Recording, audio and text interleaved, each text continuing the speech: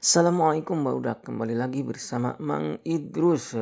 Ayeuna Mang Idrus keur belanja di bawah rumah belanja naon cenah Mang Idrus? Tah deuleu barudak ieu jeung pamajikan Mang Idrus teh keur belanja susu budak. Kadaharan budak manikot asa lieur cek aing teh ai teh deukeut ka lebaran teh kot sagal dibeli cenah kana susu tinggal itu aing susu SGM ge aya 4 barudak di handap teh nyer. Tah deuleu barudak budak genjet mah teu cukup ku susu meureun cenah. Kunaon cenah Mang Idrus?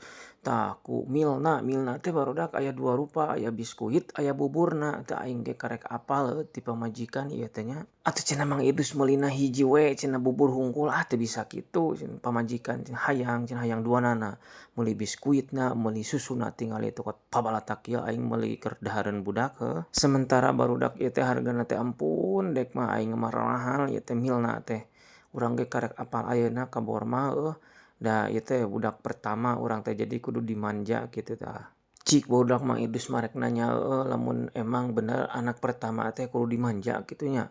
Tapi da meureun kabeh bapa ge nya anu ngarasaan budak pertama mah pasti dimanja nya kitu.